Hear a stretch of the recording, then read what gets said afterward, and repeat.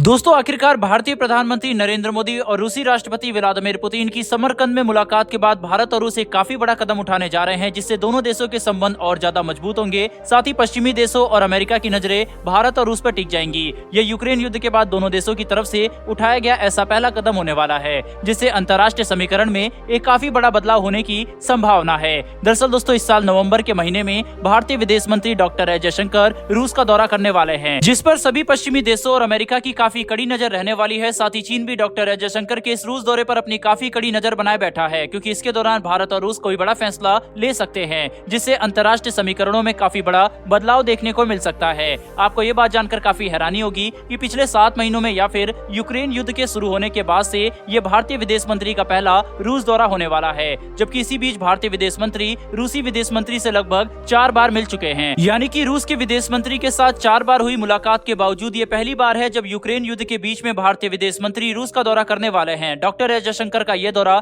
इसलिए भी काफी अहम बन जाता है क्योंकि हाल ही में रूस और यूक्रेन के युद्ध ने तूल पकड़ लिया है, और रूस जहां एक तरफ भारी भरकम मिसाइलों और ड्रोन से लगातार यूक्रेन के हर बड़े शहरों और एनर्जी ग्रिड पर हमला कर रहा है ताकि अपने कर्च ब्रिज पर हुए हमले का बदला लिया जा सके, वहीं पर सभी पश्चिमी देश यूक्रेन की सहायता करने के लिए एक बार फिर से एकजुट हो रहे हैं और रूस का बहिष्कार भी तेज हो गया है। ऐसे में डॉक्टर एस जयशंकर का रूस दौरा अमेरिका का ध्यान अपनी तरफ खींचेगा, इसमें कोई संदेह नहीं है। फिलहाल के लिए डॉक्टर एस जयशंकर रूस के दौरे के समय किन बातों पर चर्चा करने वाले हैं, इसके बारे में काफी कम जानकारी निकलकर सामने आई है, लेकिन शुरुआती जानकारी के हिसाब से भारत और रूस के बीच में food security, energy security, commodity trade और दूसरे कूटनीतिक मुद्दों के ऊपर बातचीत की जाएगी। हालांकि इस बात की भी संभावना काफी प्रबल है कि रूस भारत को यूक्रेन युद्ध के ऊपर कोई बड़ा बयान देने के लिए कहे और अपनी स्थिति यूक्रेन युद्ध को देखते हुए साफ कर दे, ताकि किसी भी हालत में भारत रूस का समर्थन करना बंद न कर दे, जिससे अंतर्राष्ट्रीय स्तर पर रूस और कमजोर दिखने लगेगा। इसीलिए भारत और रूस के बीच में यूक्रेन युद्ध के साथ साथ अमेरिका और सभी पश्चिमी देशों के द्वारा उठाए गए कदमों के ऊपर भी बातचीत हो सकती है। साथ ही भारत रूस के साथ बातचीत करके यूक्रेन युद्ध को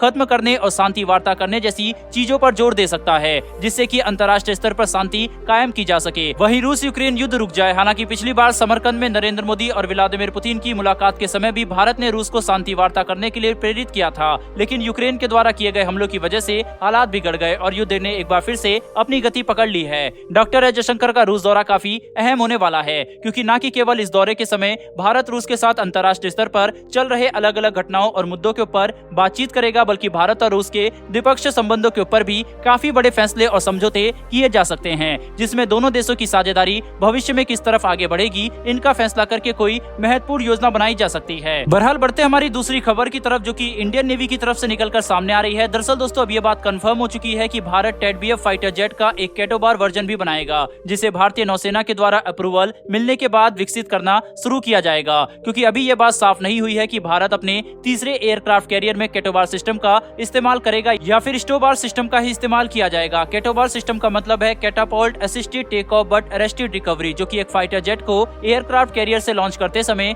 ज्यादा शक्ति प्रदान करता है, जिससे कि फाइटर जेट ज्यादा इफेक्टिव तरीके से उड़ान भर सकता है। और ये सिस्टम स्टोबार यानी कि short take off but arrested recovery system के मुकाबले कई गुना ज्यादा अच्छा होता है। वहीं पर मौजूदा समय में जब टेडबीएफ फाइटर जेट को विकसित किया जाएगा, तब यह विमान शुरुआती समय में केवल स्टोबार सिस्टम का इस्तेमाल करके ही उड़ान भर सकता है, जो कि फिलहाल भारतीय नौसेना के पास मौजूद दोनों एयरक्राफ्ट कैरियर यानी कि आईएनएस विक्रांत और आईएनएस विक्रमादित्य में इस्तेमाल किए जाते हैं, जबकि भविष्य में भारतीय नौसेना की योजनाओं के हिसाब से इन्हें कैटोबार सिस्टम का इस्तेमाल करने लायक विकसित किया जा सकता है। भारतीय नौसेना ने यह बात भी पहले ही साफ कर दी थी कि मौजूदा समय में जो भी फाइटर जेट हमारे एयरक्राफ्ट कैरियर पर से ऑपरेट कर रहे हैं, वह केवल टेम्पररी बेसिस पर ही ऑपरेशनल है, जबकि भविष्य में भारत केवल स्वदेशी टेडबीएफ का ही इस्तेमाल करेगा, जो कि एक 4.5 जनरेशन का एयरक्राफ्ट होने वाला है, जिसके अंदर 5वीं पीढ़ी के फाइटर विमानों की भी कुछ खूबियां मौजूद होगी, जो कि इसे दुश्मन के खिलाफ एक काफी शक्तिशाली और खतरनाक फाइटर जेट बना देगा। बहरहाल दोस्तों, इस वीडियो में इतना ही, लेकिन भारतीय विदेश मंत्री के रूस दौरे के ऊपर आपकी क्या राय है, कमेंट बॉक्स में लिखकर जरूर बताइएगा। फिलहाल इस वीडियो में इतना ही, फिर मिलेंगे डिफेंस और वर्ल्ड अफेयर्स से जुड़ी ऐसी एक नई वीडियो के साथ। धन्यवाद, जय हिंद।